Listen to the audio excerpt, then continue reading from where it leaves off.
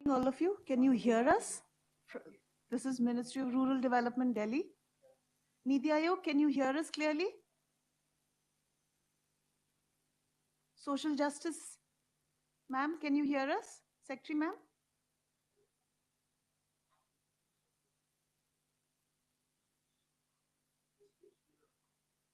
जी sir.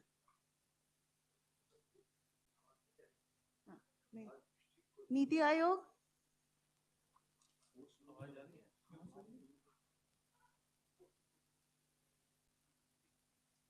जा रही है? Okay, we are about to begin.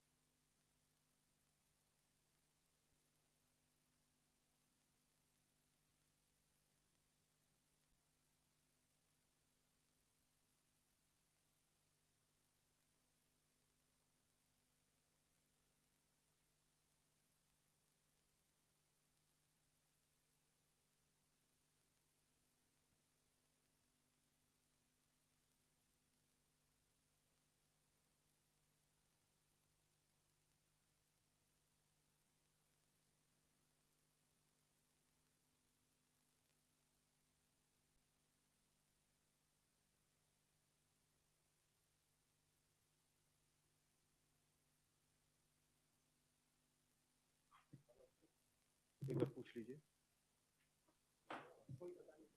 सबको फोर्स म्यूट किया हुआ है बिकॉज़ पीएम का मैसेज है। परम आदरणीय प्रधानमंत्री जी, सादर नमस्कार।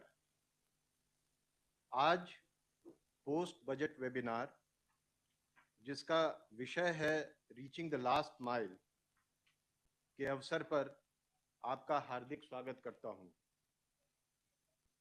मैं माननीय मंत्रीगण, 9 मंत्रालयों के सचिव, निजी क्षेत्र के विषय विशेषज्ञ, शिक्षाविद, अधिकारीगण तथा राज्य से जुड़े सभी अधिकारियों का भी स्वागत करता हूं।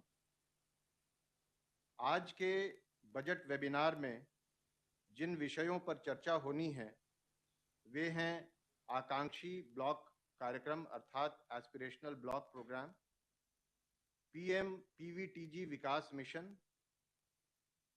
एकलव्य मॉडल आवासीय विद्यालयों के लिए शिक्षक, प्रधानमंत्री आवास योजना, गरीब कैदियों के लिए सहायता तथा सिकल सेल अनीमिया मिशन। वर्ष 2023 के बजट में इन क्षेत्रों को प्रधानता दी गई है, जिससे गरीबी दूर होगी और विकास का रास्ता मजबूत होगा। आपने हमें जो मुख्य लक्ष्य दिए हैं उनमें अमृत काल के पूर्ण होने तक अर्थात वर्ष 2047 तक देश को विकसित राष्ट्र बनाना है। इस संकल्प को साकार करने की दिशा में किए जाने वाले प्रयासों का एक प्रमुख अवयव है गरीबी को दूर करना और गांव का विकास। आज बजट में सभी विचार कर बजट 2023 की घोषणा लागू करने के लिए एक समयबद्ध कार्य योजना बनाने का काम करेंगे, जिससे तेजी से लक्ष्यों की प्राप्ति हो सके। मैं आभार प्रकट करना चाहूंगा आदरणीय प्रधानमंत्री जी का, जिन्होंने अपने व्यस्ततम कार्यक्रम में से समय निकालकर हमें मार्गदर्शन देने का कष्ट किया है। अब हम आदरणीय प्रधानमंत्री जी के द्वारा इस महत्वपूर्ण विषय पर दिए गए उनके विचारों को सुनेंगे। धन्यवाद आदरणीय प्रधानमंत्री जी। नमस्कार। आमतौर पर हमारे देश में ये परंपरा रही है कि बजट के बाद बजट के संदर्भ में संसद में चर्चा होती है और ये जरूरी भी है, उपयोगी भी है। लेकिन हमारी सरकार बजट पर चर्चा को एक कदम आगे लेकर गई है। बीते कुछ वर्षों से हमारी सरकार ने बजट बनाने से पहले भी और बजट के बाद भी सभी स्टेक होल्डर से गहन मंथन की नई परंपरा शुरू की है। ये इम्प्लीमेंटेशन के लिहाज से, टाइम बाउंड डिलीवरी के लिहाज से बहुत ही महत्वपूर्ण है। इससे टैक्स पेयर्स मनी की पाई पाई का सही इस्तेमाल भी सुनिश्चित होता है। बीते कुछ दिनों में मैं अलग अलग फील्ड के एक्सपर्ट से बात कर चुका हूं। आज रीचिंग द लास्ट माइल, जो महात्मा गांधी कहते थे ना कि आपकी नीतियां, आपकी योजनाएं आखिरी छोर पर बैठे हुए व्यक्ति तक कितनी जल्दी पहुंचती हैं, कैसे पहुंचती हैं, ये बहुत महत्वपूर्ण है। और इसलिए आज सभी स्टेक होल्डर्स के साथ इसी विषय पर व्यापक चर्चा जरूरी बनी है कि बजट में लोक कल्याण के इतने काम होते हैं, इतना बजट होता है, हम उसको लाभार्थी तक पूरी ट्रांसपेरेंसी कैसे पहुंचा सकते हैं। साथियों, हमारे देश में एक पुरानी अवधारणा रही है कि लोगों का कल्याण और देश का विकास सिर्फ धन से ही होता है। ऐसा नहीं है। देश और देशवासियों के विकास के लिए धन तो जरूरी है, लेकिन धन के साथ ही मन भी चाहिए। सरकारी कार्यों और सरकारी योजनाओं की सफलता की सबसे अनिवार्य शर्त है गुड गवर्नेंस, सुशासन, संवेदनशील शासन, जन सामान्य को समर्पित शासन। जब सरकार के काम मेजरेबल होते हैं, उसकी निरंतर मॉनिटरिंग होती है, तो बहुत स्वाभाविक है कि आप समय सीमा में निर्धारित किए गए लक्ष्यों को प्राप्त कर सकते हैं, डिजायर्ड रिजल्ट मिल सकते हैं। इसलिए गुड गवर्नेंस पर हम जितना जोर देंगे, उतना ही रीचिंग द लास्ट माइल का हमारा लक्ष्य आसानी से पूरा होगा। आप याद करिए, हमारे देश में पहले दूर दराज के क्षेत्रों तक वैक्सीन पहुंचने में कई दशक लग जाते थे। देश वैक्सीनेशन कवरेज के मामले में बहुत पीछे था। देश के करोड़ों बच्चों को, खासकर गांवों और ट्राइबल बेल्ट में रहने वाले बच्चों को वैक्सीन के लिए बरसों तक इंतजार करना पड़ता था। अगर पुरानी अप्रोच के साथ काम करते तो भारत में वैक्सीनेशन कवरेज को 100% करने में कई दशक और बीत जाते। हमने नई अप्रोच के साथ काम शुरू किया, मिशन इंद्रधनुष शुरू किया और पूरे देश में वैक्सीनेशन की व्यवस्था को सुधारा।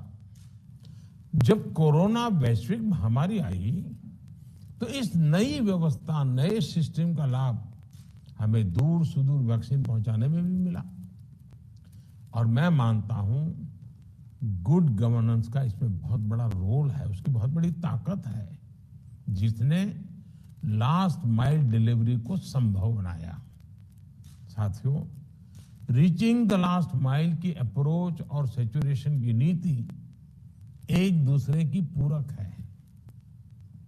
एक समय था जब गरीब मूल सुविधाओं के लिए सरकार के पास चक्कर लगाता रहता था, किसी बिचौलिए की तलाश में रहता था, जिसके कारण करप्शन भी बढ़ता था और लोगों के अधिकारों का हनन भी होता था। अब सरकार गरीब के दरवाजे पर जाकर उसे सुविधाएं दे रही है। जिस दिन हम ठान लेंगे हर मूलभूत सुविधा हर क्षेत्र में हर नागरिक तक बिना भेदभाव के पहुंचाकर ही रहेंगे, तो देखिएगा कितना बड़ा परिवर्तन स्थानीय स्तर पर, ग्रासरूट लेवल पर हमारी कार्य संस्कृति में बदलाव नजर आएगा। सैचुरेशन की नीति के पीछे यही भावना है। जब हमारा लक्ष्य हरेक के पास पहुंचने का होगा, हर हितधारक के पास पहुंचने का होगा, तो फिर किसी के साथ भेदभाव की, भ्रष्टाचार की, भाई भतीजेवाद की कोई गुंजाइश ही नहीं रह जाएगी। और तभी रीचिंग द लास्ट माइल का लक्ष्य भी आप पूरा कर पाएंगे। आप देखिए, आज पहली बार देश में पीएम स्वनिधि योजना के माध्यम से स्ट्रीट वेंडर्स को फॉर्मल बैंकिंग से जोड़ा गया है। आज पहली बार देश में बंजारा, घुमंतु, अर्धघुमंतु वर्ग के लिए वेलफेयर बोर्ड बना है। गांवों में बने 5 लाख से ज्यादा कॉमन सर्विस सेंटर्स सरकार की सेवाओं को गांवों तक ले गए हैं। मैंने कल ही मन की बात में विस्तार से बताया है कि कैसे देश में टेली मेडिसिन के 10 करोड़ केसेस पूरे हुए हैं। ये भी स्वास्थ्य को लेकर रीचिंग द लास्ट माइल की भावना का ही प्रतिबिंब है। साथियों, भारत में जो आदिवासी क्षेत्र है, ग्रामीण क्षेत्र है, यहां आखिरी छोर तक रीचिंग द लास्ट माइल के मंत्र को ले जाने की जरूरत है। इस साल के बजट में भी इस पर विशेष ध्यान दिया गया है। रीचिंग द लास्ट माइल के लक्ष्य को पूरा करने के लिए ही जल जीवन मिशन के लिए हजारों करोड़ रुपए का प्रावधान बजट में किया गया है। साल 2019 तक हमारे देश के ग्रामीण इलाकों में सिर्फ 3 करोड़ घरों में ही नल से जल जाता था। अब इनकी संख्या बढ़कर 11 करोड़ से ज्यादा हो चुकी है और इतने कम समय में हुई है। सिर्फ 1 साल के भीतर ही देश में लगभग 60,000 अमृत सरोवर का काम शुरू हुआ है और मुझे जो जानकारी बताई गई है, अब तक करीब करीब 30,000 से अधिक अमृत सरोवर बन भी चुके हैं। ये अभियान दूर सुदूर में रहने वाले उस भारतीय का जीवन स्तर सुधार रहे हैं जो दशकों से ऐसी व्यवस्थाओं का इंतजार करता था। लेकिन साथियों, हमें यहां रुकना मंजूर नहीं है। हमें और आगे जाना है, आखिरी व्यक्ति तक जल्दी से जल्दी पहुंचना है। हमें एक मैकेनिज्म क्रिएट करना होगा ताकि पानी के नए कनेक्शन में हम वाटर कंजम्पशन का पैटर्न देख सकें। हमें इस बात की भी समीक्षा करनी है कि पानी समिति को और सशक्त करने के लिए क्या किया जा सकता है। गर्मी का मौसम ही आ गया है। जल संरक्षण के लिए अभी से हम पानी समितियों का क्या इस्तेमाल कर सकते हैं, ये भी हमें सोचना है। बारिश के पहले ही कैच द रेन मूवमेंट के लिए लोक शिक्षण हो जाए, लोगों की सक्रियता हो जाए, जैसा ही पानी आए काम शुरू हो जाए। साथियों, इस वर्ष के बजट में हमने गरीबों के घर के लिए करीब करीब 80,000 करोड़ रुपए रखे हैं। हमें हाउसिंग फॉर ऑल की मुहिम को तेजी से आगे बढ़ाना होगा।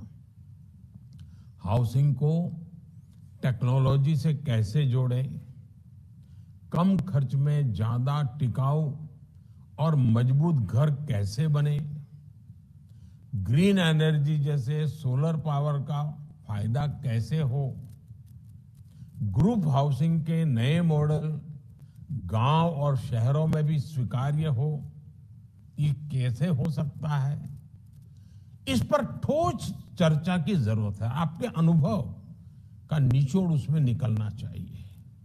साथियों, हमारे देश के ट्राइबल समाज के विशाल पोटेंशियल को टैप करने के लिए पहली बार देश में इतने बड़े स्तर पर काम हो रहा है। इस बार के बजट में भी ट्राइबल डेवलपमेंट को प्रमुखता दी गई है। एकलव्य मॉडल रेसिडेंशियल स्कूलों में शिक्षकों और स्टाफ की भर्ती का बहुत बड़ा प्रावधान किया गया है। एकलव्य मॉडल स्कूलों में हमें ये भी देखना होगा कि विद्यार्थियों का फीडबैक क्या है, शिक्षकों का फीडबैक क्या है। इन स्कूलों में पढ़ने वाले बच्चों को देश के बड़े शहरों में एक्सपोजर कैसे मिले, इनमें अटल टिंकरिंग लैब ज्यादा से ज्यादा कैसे बने, इस दिशा में भी हमें सोचना होगा। आप कल्पना कर सकते हैं कि अगर हम इन स्कूलों में अभी से स्टार्टअप्स के लिए, डिजिटल मार्केटिंग के लिए वर्कशॉप शुरू करवाएं, तो इसका कितना बड़ा लाभ हमारे आदिवासी समाज को होगा। जब ये बच्चे एकलव्य मॉडल स्कूलों से पढ़कर निकलेंगे तो उन्हें पहले से पता होगा कि अपने क्षेत्र के ट्राइबल प्रोडक्ट को उन्हें कैसे प्रमोट करना है, कैसे ऑनलाइन उनकी ब्रांडिंग करनी है।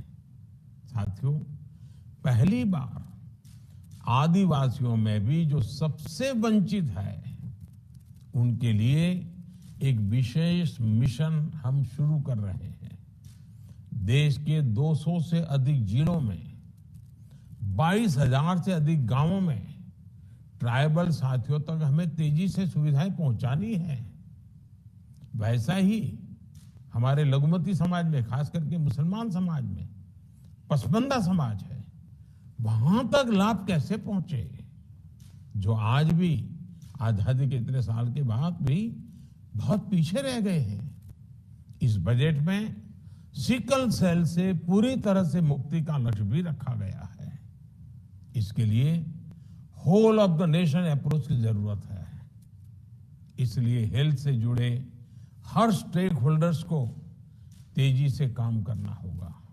साथियों, aspirational district programme reaching the last mile के लिहाज से एक सक्सेस मॉडल बनकर उभरा है। इसी अप्रोच पर अब देश के 500 ब्लॉक्स में एस्पिरेशनल ब्लॉक कार्यक्रम शुरू किया जा रहा है। एस्पिरेशनल ब्लॉक प्रोग्राम के लिए हमें कंपैरेटिव पैरामीटर्स को ध्यान में रखते हुए वैसे ही काम करना है जैसे हमने एस्पिरेशनल डिस्ट्रिक्ट के लिए काम किया है। हमें हर ब्लॉक में भी एक दूसरे के लिए प्रतिस्पर्धा का माहौल बनाना है। साथियों, मुझे विश्वास है कि इस वेबिनार से लास्ट माइल डिलीवरी से जुड़े नए विचार, नए सुझाव, इस मंथन में से वो अमृत निकलेगा जो हमारे दूर दराज के क्षेत्रों में आखिरी छोर पर बैठे हुए हमारे भाई बहन हैं, उनके जीवन में बदलाव लाने के लिए आपके सुझाव बहुत काम आएंगे।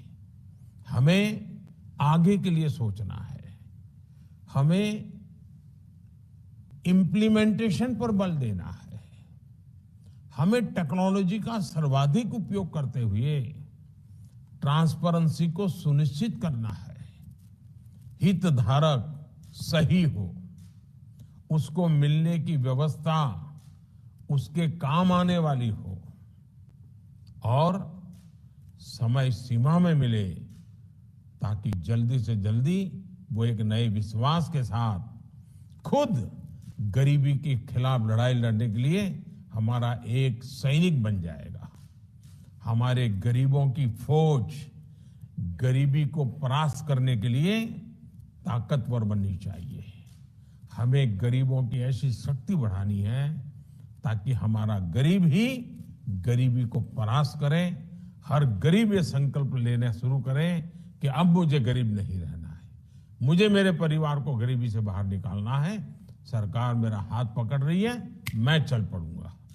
ये वातावरण हमें पैदा करना है और इसके लिए मुझे आप जैसे सभी स्टेक होल्डर्स के सक्रिय सहयोग की अपेक्षा है।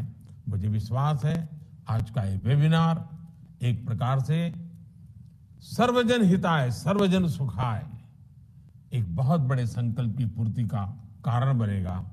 मेरी तरफ से आप सबको बहुत बहुत शुभकामनाएं। धन्यवाद।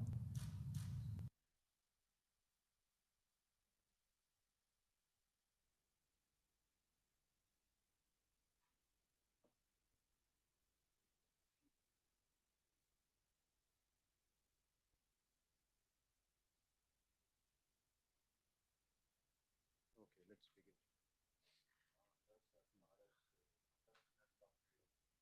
नहीं नहीं, अभी अभी अभी पीपीटी दिखाना।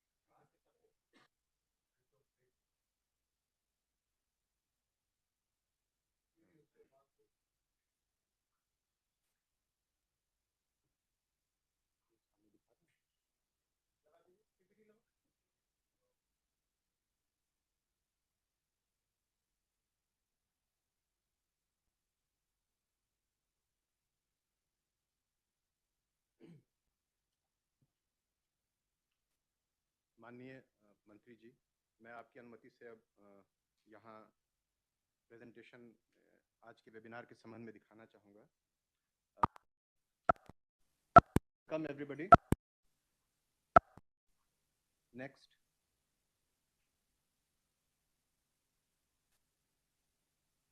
So as we all know, the theme for today's webinar is reaching the last mile. Within this theme, we have 6 sub-themes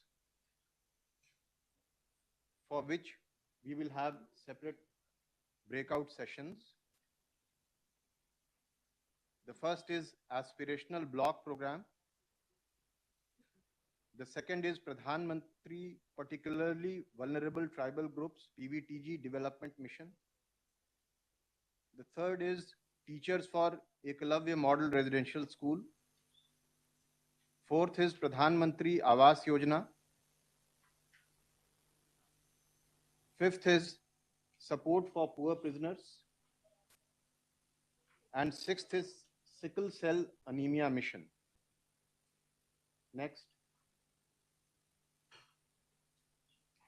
This is the schedule for the webinar. After this presentation, there will be a small break, and after that, we will reassemble at 10:45 in separate breakout sessions. After that, these breakout sessions will continue till 2 o'clock. From 2 to 3, there will be a break. At 3 o'clock, we reassemble for the concluding session. Within the concluding session, there will be a presentation by session moderators for which they will have to prepare their slides, etc. during the break.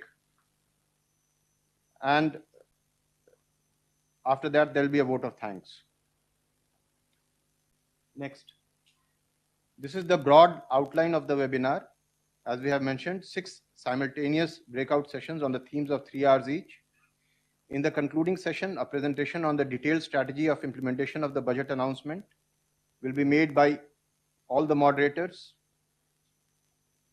After the presentation, the moderators of each breakout session will send a note on the number of speakers and experts, government and private sector separately spoken, the number of total participants, both from government and private sector separately, and detailed strategy for implementation of the budget announcements. Next. So we've already mentioned these breakout sessions, and the moderators have been mentioned in this slide, which we know. Next. We come first to the Aspirational Blocks program.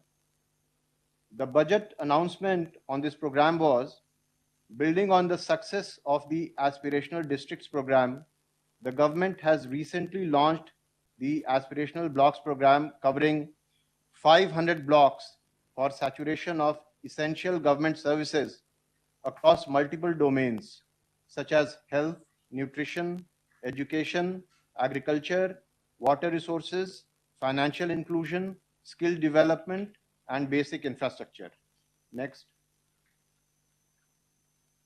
So this shows what has been done and what is intended to be done. This was launched by the Honorable PM in January 2023. 500 underdeveloped blocks selected across 27 states and 4 UTs. Focus is on saturation of essential government services across multiple domains. Today, we'll have 3 panel discussions on nutrition and health, education and skill, and water and sanitation. Next. So, as I mentioned, the focus areas will be nutrition and health, education and skill, water and sanitation. The implementation strategy will include targeted action plans by central ministries, driven by states, and support for resources and capacity building, districts and blocks to drive ground implementation, quarterly ranking and review by states and Niti Aayog. Next. Now we come to the PM PVTG development mission. The budget announcement was to improve socio-economic conditions of the particularly vulnerable tribal groups. Pradhan Mantri PVTG development mission will be launched. This will saturate PVTG families and habitations with basic facilities such as safe housing, clean drinking water and sanitation, improved access to education, health and nutrition, road and telecom connectivity, and sustainable livelihood opportunities. An amount of rupees 15,000 crore will be made available to implement the mission in the next 3 years under the Development Action Plan for the Scheduled Tribes. Next. So we have PVTGs at a glance. 75 communities amongst tribal groups have been identified as most vulnerable. They have about 7 lakh households covering about 28 lakh population. They are spread over 18 states and UTs of Andaman and Nicobar Islands, and they live in 22,000 villages in 220 districts. The issues of concern are consistently low socioeconomic and health indicators, higher vulnerability compared to other tribal communities, inadequate infrastructure in PVTG habitations, benefits of various government schemes have not fully reached. Next.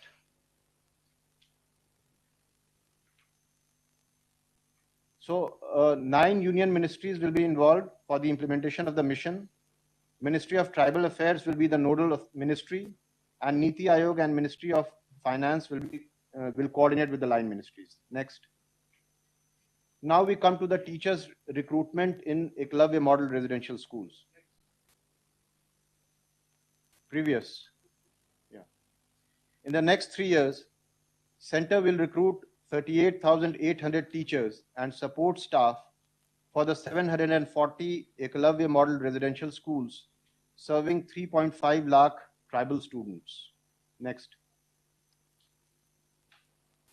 So in 2019, government approved to set up Eklavya model residential schools in every block with more than 50% ST population and at least 20,000 ST persons.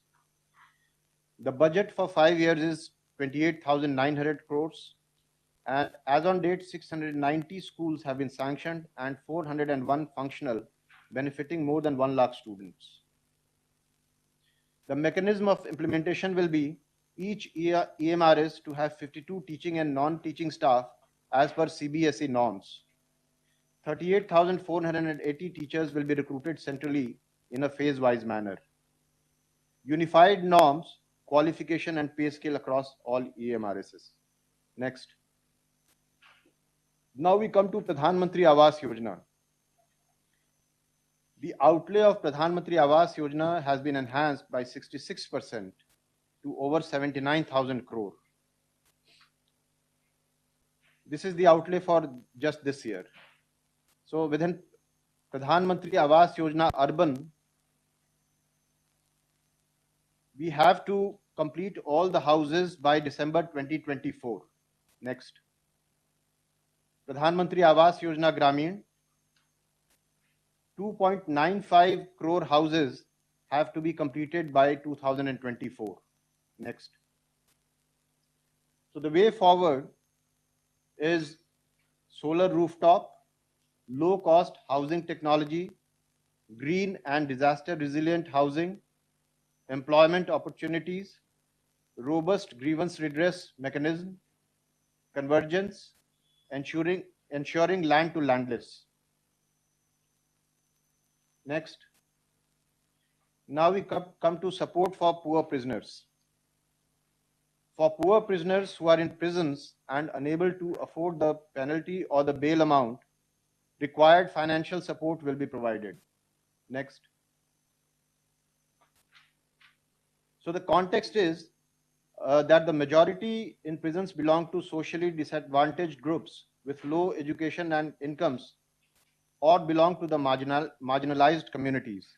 Out of the 5,50,000 odd inmates, the under trials constitute 78%. Next.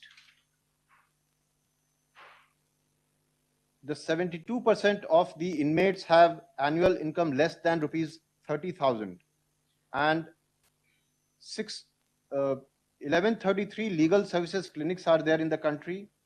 The government has created some provisions like amendments of section 436A, which provides the maximum period of detention for an under trial prisoner, and section 265A to 265L, which enables pre-trial negotiation between the defendant and prosecution. They have been inserted through the CRPC Amendment Act 2005. The Legal Services Authorities Act 1987, the free legal service to all prisoners by the National Legal Services Authority, and under trial review committees have been constituted and made functional. Next. Next. Now we come to the sickle cell anemia mission. A mission to eliminate sickle cell anemia by 2047 will be launched. It will entail awareness creation, universal screening of 7 crore people in the age group of 0 to 40 years in affected tribal areas, and counseling through collaborative efforts of central ministries and state governments. Next. The target of the mission is to eliminate sickle cell genetic transmission by the year 2047 and to provide counseling, treatment, and management to all affected patients. The implementation strategy is to be implemented with the whole of government approach, with engagement of relevant government departments, academic and research organizations, civil society organizations, and local communities. Next.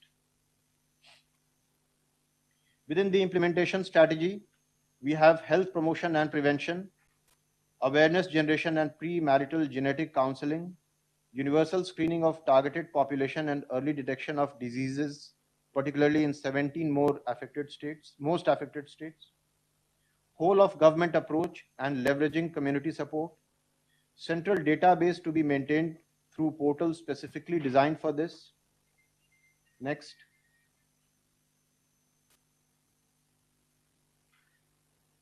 Yeah, so we have briefly shown as to which are the sub-themes and the separate breakout sessions. So we now at 10:45, the respective breakout sessions will reassemble in their respective locations and online. And The breakout sessions, as I said, will continue till 2 o'clock, and we meet again for the concluding session at 3 o'clock. So thank you very much.